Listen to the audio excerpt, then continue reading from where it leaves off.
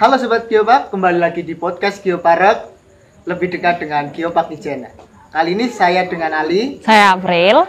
Kali ini kita berada di Desa Adat Osing Kemiren. Nah, teman-teman Geopark mungkin sudah tahu kan kalau Desa Kemiren itu masuk ke salah satu situs di Geopark Ijen. Nah, namanya itu Culture Site. Nah, jadi Desa Kemiren ini menjadi bagian dari Geopark Ijen. Nah, kali ini kita sudah bersama dengan ketua adatnya Desa Adat Osing Kemiren, dengan Bapak Suhaimi. Nah, kali ini gimana kabarnya, Pak? Apik-apik deh. Sehat ya, Sehat. Pak? Alhamdulillah sehat. Nah, sehat, alhamdulillah. Nah, kegiatan akhir-akhir ini apa, Pak? Kegiatan akhir-akhir ini kebetulan ya persiapan untuk ritual adat Tumpeng Sewu. Jadi mulai kemarin sudah sibuk persiapan untuk upacara adat Tumpeng Sewu. Untuk acara Tumpeng Sewu ya, Pak? Iya, Tumpeng Sewu. Itu acaranya kapan? Besok. Oh, besok tanggal 3 ya? Oh, besok berarti tanggal 3, mungkin ya besok kalau mungkin ada sempat hadir kita. Oh ya, Oh iya, Pak. Gitu. Besok Ya, hadir. gabung juga besok. Gitu. Nah, iya. Langsung aja, Pak, dengan Iya. pertanyaan topik dari saya. Nah, itu. Nah, kapan sih, Pak, munculnya Desa Kemiren? Nah, kenapa dinamain Kemiren gitu, Pak? Oh gitu. Ya sebelumnya ya assalamualaikum warahmatullahi wabarakatuh. Waalaikumsalam warahmatullahi wabarakatuh. Jadi gini, memang awalnya kenapa sih dinamakan Desa Kemiren? Memang orang menyebut orang tua itu dulu memang di sini banyak ditumbuhi pohon kemiri. Jadi disebut kemirian.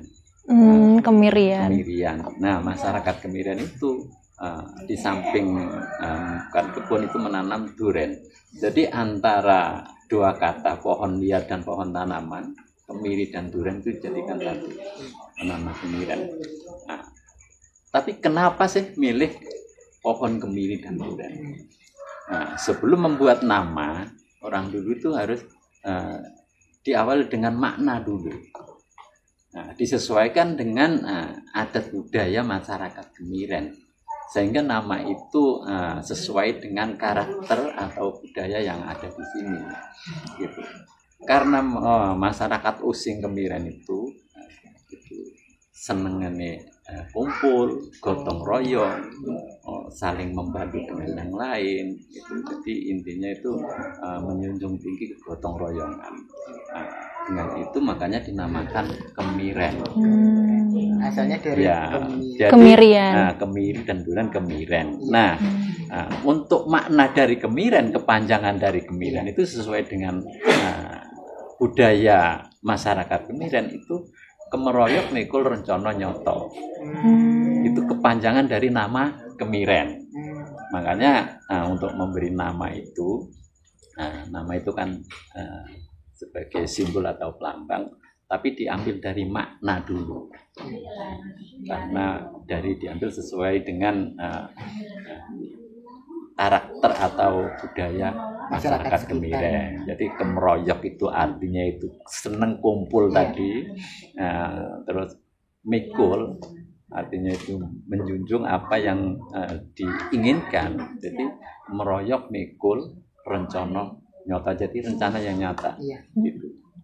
Di samping itu Kemiren itu masyarakat Kemiren itu selalu yang digunakan dasar itu pantes. Makanya selalu kerukunan itu selalu dijaga. Misalnya ada tetangga mendirikan rumah, kita nggak datang, pantes nggak datang. Nah, itu. Jadi itulah dinamakan Desa Kemiren. Terus awal Desa Kemiren itu sebelumnya memang satu desa dengan Desa Cungking. Satu desa dengan ya. Desa Cungking. Nah, setelah ada pemecahan wilayah itu mendirikan kepala desa, yaitu yang pertama adalah Pak Marjan Aryas Walid. Itu yang dilantik pada 1857. Sehingga sampai saiki sudah 11 kepala desa. Sampai yang sekarang ini ya, Pak sekarang Ahmad Arifin. Jadi sudah 11 kepala desa. Nah, itulah asal usul dari awal dari Desa Kemiren. Dulu dari tahun kapan Pak mulai ada nama Kemiren itu sendiri? Kalau untuk nama Kemiren itu ya memang dari awalnya ya karena itu dulunya itu nggak sekaligus datang ke sini, karena awalnya dari masyarakat Cungking yang mengungsi di sini itu setelah Perang Puputan Bayu. Nah, setelah Perang Puputan Bayu itu masyarakat Blambangan itu ya sudah nggak karuan, jadi kita menyelamatkan diri masing-masing kan, akhirnya mengungsi. Itu salah satunya mengungsi di sini pada Puputan Bayu itu kan pada tahun 1771. Setelah itu sudah menjadi pemukiman masyarakat, itu istilahnya dulu itu orang Cungking itu di sini ngili medok, akhirnya membuat mukim sehingga tidak mau kembali lagi ke Cungking, akhirnya menetap di sini. Nah, setelah diresmikan sebagai desa, itulah dinamakan Desa Kemiren. Itu sejarahnya. Iya Pak. Terus biasanya kan kalau orang mau buat sesuatu, apalagi kayak nama gitu kan, itu kadang kan ada pencetusnya gitu kan. Iya. Siapa sih yang pertama kali mencetuskan nama mungkin, atau ada? Iya. Gini, jadi untuk nama desa atau nama kampung sebenarnya itu tidak sengaja bikin atau tidak sengaja membuat, muncul dengan sendirinya. Misalnya di sini kan bisa dikatakan dulunya kebanyakan pohon kemiri. Kalau banyak pohon kemiri itu disebut kemirian. Kalau setiap ditanya itu kemana? Kemirian. Berarti nyebutkan apa yang ada di situ gitu. Ada yang di situ. Akhirnya sudah kebiasaan jadi mana kemirian. Akhirnya semua orang namanya Kemirian. Nah, setelah kemirian tadi itu dikaji lagi dengan makna tadi, disesuaikan dengan karakter atau budaya yang sudah dilakukan oleh masyarakat Using. Akhirnya kemirian tadi itu dirubah sedikit jadi Kemiren, disesuaikan dengan kepanjangan tadi, ya gitu. Nah, itulah ya, termasuk di sini ada lingkungan gedangan. Itu memang tanaman pisang semua. Kalau bahasa Using Kemiren kan gedang. Setiap orang ditanya gedangan, sampai sekarang dinamakan gedangan. Nah, gitu. Jadi untuk nama desa, nama kampung itu memang kebanyakan itu muncul dengan sendirinya. Nah, gitu. Cuma yang saya kurang tahu itu orang pertama yang di sini itu siapa. Iya. Nah, gitu. Nah iya Pak, jadi pernah dengar itu ada nama kata Buyut Cili ya. Nah iya. kalau Buyut Cili itu sendiri kalau di Kemiren itu seperti apa sih Pak kalau? Jadi Buyut Cili itu sebenarnya bukan asli orang Using ya. Gitu. Makanya dinamakan Buyut Cili. Artinya itu Cili itu ngili. Jadi wong ngili. Pendatang. Pendatang. Akhirnya Buyut Cili itu bersahabat dengan Mbah Sanimah, pemilik Barong. Makanya Buyut Cili itu berkaitan dengan Barong. Nah, itu. Jadi bersahabat dengan Mbah Sanimah itu menciptakan membuat Barong. Nah, itu. Akhirnya ya juga ikut serta untuk mengawali membangun Kemiren. Makanya dijadikan pepunden Desa Kemiren, gitu. Karena orang yang artinya itu yang mempunyai kelebihan lah, seperti itu. Ya sampai sekarang masih dikeramatkan.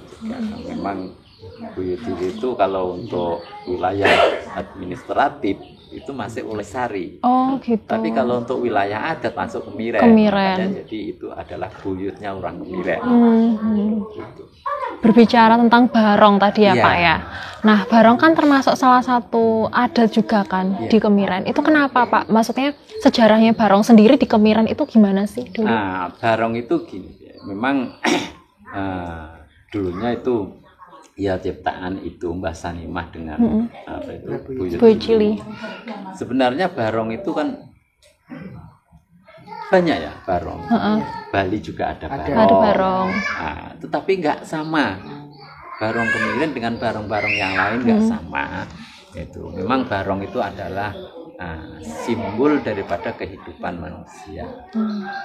Termasuk inilah. Iya. Oh, di belakangnya ada. Ya. Dari segi warna itu ada 5 warna. Itu nggak bisa dirubah, ditambah nggak boleh, dikurangi nggak boleh.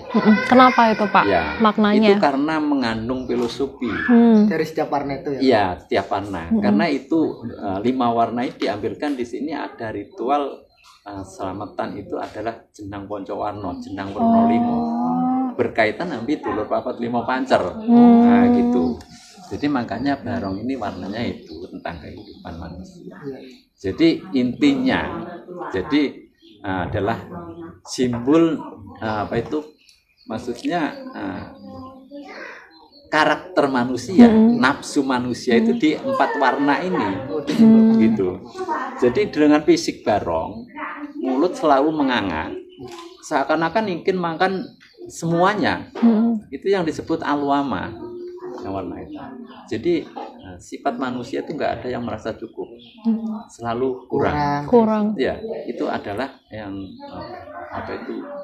dibentuk barong itu selalu menganga, ingin makan semuanya. Bisa disebut serakah lah seperti itu.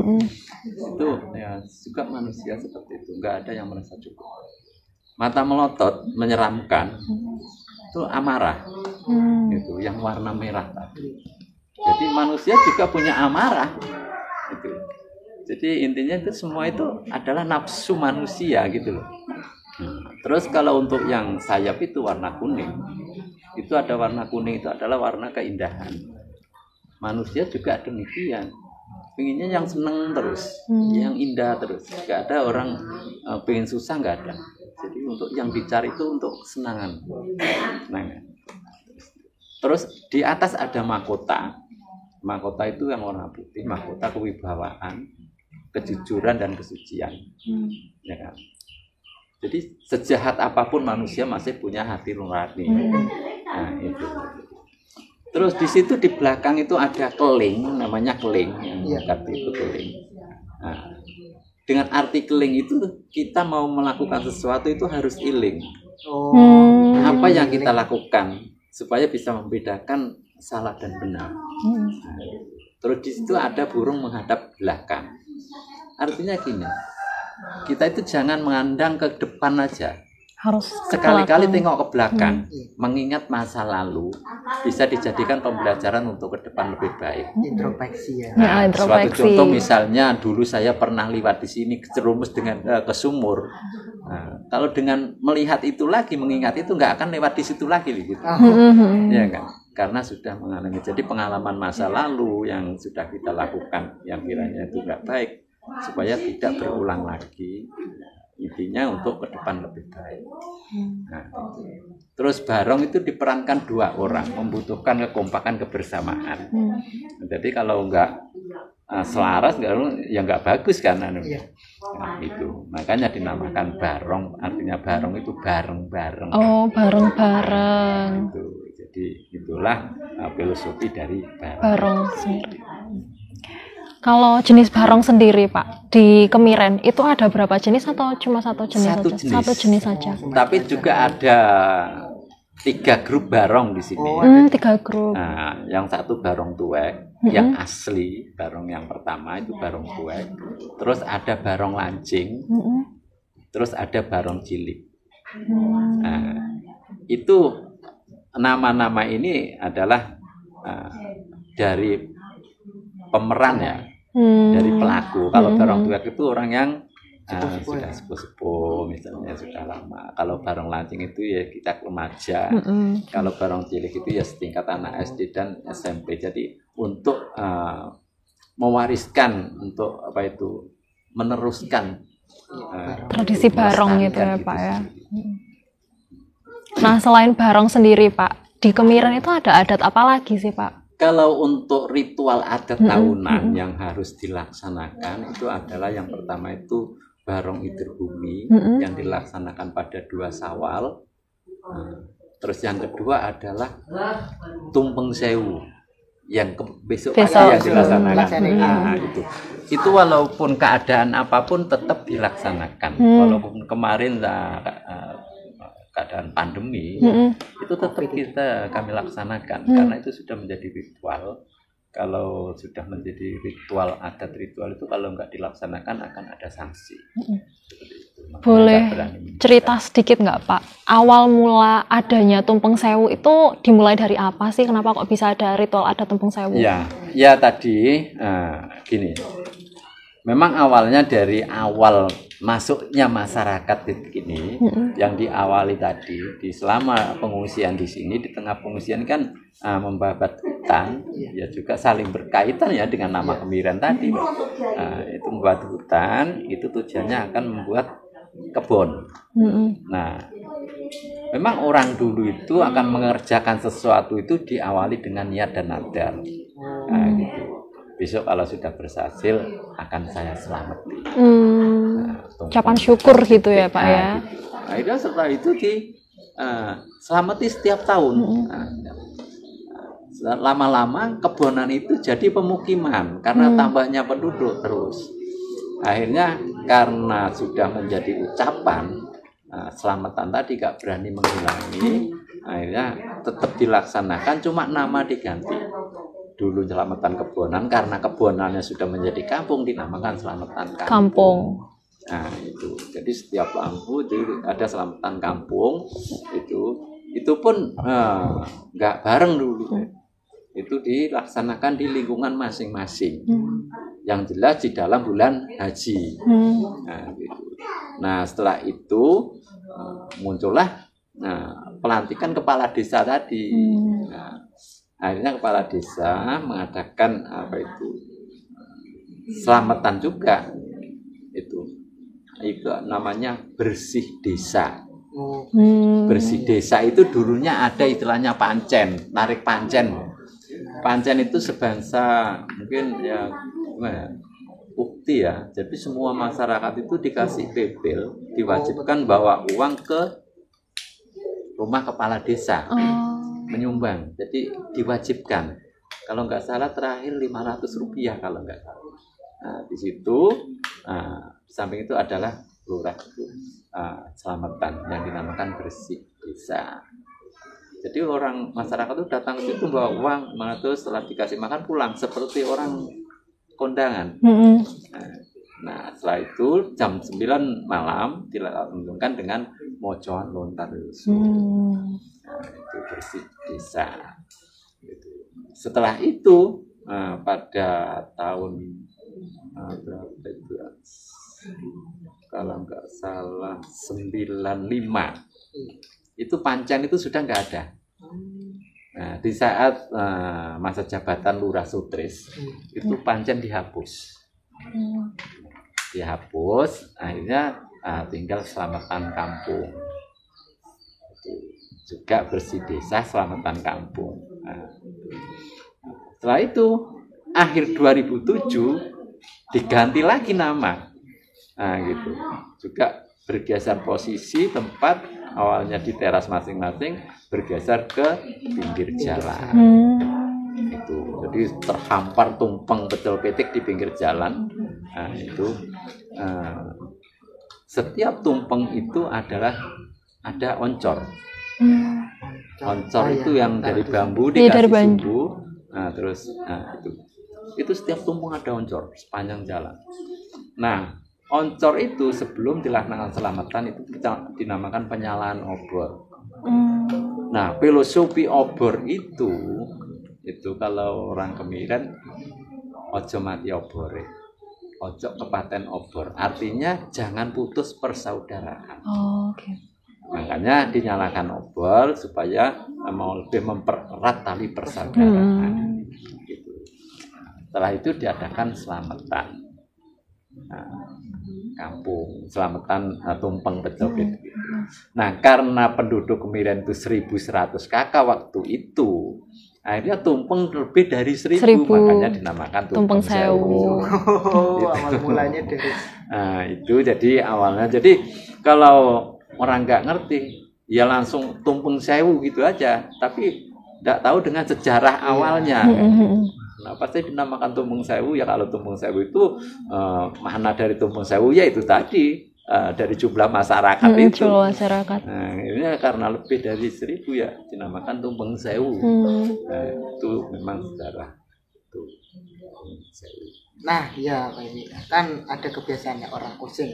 Kebiasaan wong Osing iki. Nah, wong Osing kok kadung tangi isuk mesti roh ngopi yo. Ya kayak contohnya di depan kita ini kan udah ada kopi. Nah, apa sih sangkut pautnya sama orang Osing kok sampai setiap pagi itu kayak kebiasaan gitu? Jadi ngopi memang sudah menjadi tradisi ya kopi. Jadi sampai ono istilah kupu lungguh sugu itu adalah memang karakter orang Kemiren itu kupu lungguh sugu. Artinya gini, kupu kalau kedatangan tamu itu bergegas menyambut kupu. Nah, lalu mempersilahkan duduk, ajak ayo lungguh, baru suguh. Ya biasanya yang suguh yang pasti itu walaupun nggak ada kuenya, sing ono jajane jare wong Kemiren, tapi paling sing kopi. Makanya sampai ono istilah sak corot kopi jadi satu bulan. Masih wong liya atau orang lain kalau sudah minum kopi bareng itu berarti kita sudah itu jadi makanya selalu minum kopi. Misalnya kedatangan tamu kita nggak suku kopi, perasaan itu kayak ada yang kurang, merasa nggak enak gitu. Itulah adalah kopi. Nah ya Pak ini kan ngomongin dari sejarahnya Kemiren dulunya gimana, terus kayak barong itu gimana kan, terus ciri khasnya orang Kemiren kan ngopi terus. Nah seperti tempat kita yang kita pakai ini kan ada rumah adatnya gitu. Gitu. Nah itu, apa sih ciri khasnya rumah adat suku Osing itu, atau ada kayak di daerah lain itu kan ada kastanya kan kalau orang bangun gitu. Nah, jadi kalau rumah adat Osing itu gimana sih Pak? Jadi rumah adat Osing itu memang berkaitan sama orang berumah tangga ya sebenarnya. Makanya di sini itu rumah adat itu ada 3 jenis. Ada cerocogan, tikel balung, baresan. Nah, yang cerocogan itu beratap 2, yang tikel balung itu beratap 4 seperti ini. Kalau yang baresan itu adalah beratap 3. Nah, jadi untuk 3-3 ini memang kalau difilosofikan dalam perjodohan itu cerocogan biasanya untuk ruang itu cerocogan di depan. Makanya diawali dengan 2 atap, makanya cerocogan 2 atap. Awalnya bertemu 2 insan antara cowok dan cewek itu kalau sudah ada kecocokan, makanya namanya cerocogan. Kalau sudah ada kecocokan, lalu sampai dalam rumah tangga. Di dalam rumah tangga itu tidak ada yang selalu mulus gitu, nggak ada. Selalu ada bermacam-macam masalah, makanya dinamakan tikel. Tikel itu nggak lurus, berliku-liku. Jadi dalam kehidupan rumah tangga itu berliku-liku, bermasalah dan lain sebagainya. Gitu. Kalau sudah bisa mengatasi itu, ya bisa dinamakan beresan tadi. Nah, gitu. Tapi untuk lebih detailnya lagi, rumah itu pada dasarnya sama. Cerocogan, tikel, balung, juga beresan itu sama. Itu menggambarkan dalam perjodohan. Jadi tiang 4 itu merupakan orang tua. Ya, calon besan sama besan, jadi 4 orang. 4 orang ini bermusyawarah untuk menjodohkan anak. Makanya itu di atas ada namanya jait. Jait itu kan menyambung. Jadi antara 4 orang ini jadi satu dengan kesepakatan itu untuk menjodohkan anak. Kalau orang 4 ini sudah sepakat, yang jadi satu tadi sudah. Akhirnya masing-masing orang tua itu memberikan wejangan ke anak. Terus di atas itu kan ada lambang. Kamu mau menikah, ojo krono gebimbang. Artinya gebimbang itu gini. Apa ketimbang dengan gantengnya, kayanya, itu namanya ketimbang. Harus dari hati. Terus itu ada pelari. Ojo ninggal weluri, artinya apa pesan orang tua, pitutur orang tua itu harus diperhatikan. Itu namanya ojo ninggal weluri. Terus itu ada tiang kecil di atas, itu namanya angger. Yang tengah ya Pak? Yang itu ojo gemeder, artinya gemeder itu gini, kalau sudah berumah tangga tidak sama dengan masih bujangan kan. Gemeder itu artinya gitu, ada kabar ke sana ikut ke sana, ada dengar ke sana ikut ke sana. Itu kalau sudah berumah tangga akan menjadi bermasalah dalam rumah tangga. Makanya itu jangan, makanya dinamakan jangan ninggal weluri. Gitu. Nah setelah itu baru ke depan. Nah itu ke depan itu ada soko tepas. Soko tepas itu ono ngarep ono mburi, ada di depan juga ada di belakang. Itu adalah merupakan dari kakek nenek. Nah, jadi orang tua tadi mau menjodohkan anaknya itu pasti menyampaikan, memberitahu dengan kakek. Pak, saya akan menjodohkan cucumu, arep ngawinaken putun riko. Jawabnya gimana? Pas ta wis. Makanya dinamakan saka tepas. Nah, pas ta wis. Kadung wis pas.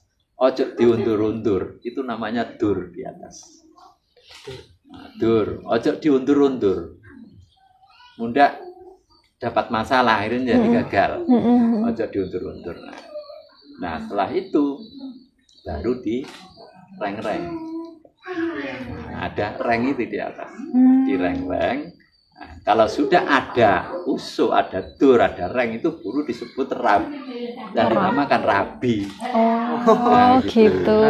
Nah, setelah rabi itu ada genteng di atas, ya sudah menjadi rumah tangga. Atau tenteng di songgo bareng. Nah itu. Susah senang itu. Nah susah senang di jalani bersama. Terus kalau rumah belum ada dinding itu belum disebut rumah, tapi gancangan. Gancangan. Kenapa itu dinamakan gede? Kalau sudah jadi ada dinding itu berarti dinamakan baru bisa dikatakan rumah. Nah, gedeg itu supaya rumah tangga niki aja didegan. Didegan artinya enggak berantakan lah seperti didegan. Nah, terus dulu itu enggak ada paku. Pakai tali tampar. Jadung ketuk. Tampar dari aren yang seperti keduk. Apa kok anggo keduk? Artinya itu rezeki ini ku kaduk. Nah, rezeki itu selalu lebih, kaduk itu lebih. Nah, kalau sudah semua itu baru disebut rumah yang namanya gemyah. Rumah tangga bahagia itu, gemyah itu rumah tangga bahagia. Itulah filosofi dari rumah itu. Makanya kalau di sini punya anak laki-laki itu pasti diwarisi rumah. Kalau anak perempuan enggak. Anak laki-laki dikasih rumah. Kenapa harus rumah? Karena rumah itu sebagai pengayom, sebagai pelindung. Jadi sebagai suami harus bertanggung jawab mengayomi dan melindungi anak istrinya. Tapi kalau anak perempuan dikasih perabotan rumah seperti cangkir, piring dan lain sebagainya. Karena sesuai dengan fungsi. Sebagai perempuan dulunya itu memang tugasnya melayani suami. Makanya diwarisi perabot ini. Kalau misalnya ingin ngasih kopi, kalau nggak ada cangkirnya kan nggak bisa. Jadi dikasih cangkir ini, nanti kalau kamu bikin kopi suamimu ini. Misal kalau kamu mau ngasih makan, ini piringnya. Jadi semua disesuaikan dengan fungsi. Nah, itulah dari filosofi rumah. Nah ya mulai dari caranya kemarin kan udah dijelaskan semua tentang rumah adatnya juga, tentang tempat yang digunakan lah. Nah kan di zaman modern sekarang kan Pak, terus gimana sih Pak strategi masyarakat itu mempertahankan nguri-nguri kapan jari pembiayaan budaya Yang pertama ini tergantung daripada orang tua kita masing-masing ya. bagaimana untuk mewariskan ke anak. Itu yang paling penting. Gitu. Yang kedua, kenapa sih di zaman modernisasi saat ini kemiren masih tetap terjaga dan lestari adat budayanya? Karena kemiren itu bukan hanya melestarikan adat budayanya, tapi termasuk melestarikan makna daripada nilai-nilai budaya itu sendiri. Karena nilai budaya itu sendiri juga berkaitan dengan pola hidup, perilaku, budi pekerti yang luhur di situ. Suatu contoh di sini untuk gambar, contoh ringan di sini misalnya kalau ada orang punya hajatan, itu ada namanya sedekan, selamatan. Jadi ngundang orang tua-tua itu semua. Itu. Jadi setelah baca doa dan tahlil doa, itu sementara di depan kita kan banyak sajian, bermacam-macam sajian makanan. Nah, dengan posisi kita keadaan bersilah. Nah, dalam kita makan itu sudah ada aturannya. Hanya sebatas lebar silah kita yang kita bisa nikmati di depan kita. Tidak boleh sampai melewati batas mengambil ke kiri kita atau kanan. Kenapa sampai begitu? Kamu kalau melewati batas itu berarti kamu mengambil hak orang lain. Karena di samping kamu ada yang berhak. Nah, dalam arti bukan di itu aja, dimanapun kalau bukan hakmu jangan kamu ambil. Itulah nilai-nilai adat budaya yang di sini dijadikan pedoman hidup atau pedoman pola hidup, perilaku, budi pekerti yang luhur. Itu makanya sampai sekarang selalu dijaga dan dilestarikan karena itu pola hidup masyarakat kemiren itu berdasarkan dari nilai-nilai budaya itu sendiri. Nah ya Mbak Bril, sebagai mungkin dari Pak Imi ada pesan-pesan sih buat anak muda zaman sekarang yang mungkin kayak sudah pudar nggak mau ngakuin. Iya, apalagi sekarang ada pesan atau gimana? Iya, gini ya, untuk pesan saya ya, semua saudara-saudara saya, jangan sampai melupakan adat budaya, karena itu merupakan warisan atau peninggalan para leluhur kita. Para leluhur kita itu tidak sekedar membuat adat budaya untuk hiburan atau untuk saja, tapi itu dalamnya itu mengandung filosofi yang sangat dalam tentang kehidupan.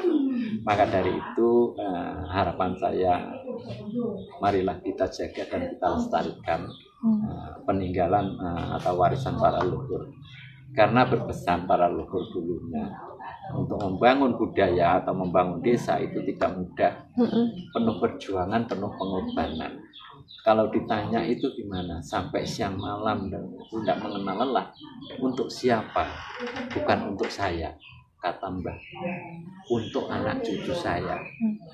Makanya Mbah berpesan dulu, saya atas pengorbanan saya, perjuangan saya tidak minta imbalan apapun dari anak cucu saya, tapi saya ingin anak cucu saya mau menjaga dan melestarikan peninggalan saya, itu adat budaya, karena itu mengandung nilai-nilai kehidupan, supaya kamu itu mengerti apa artinya hidup.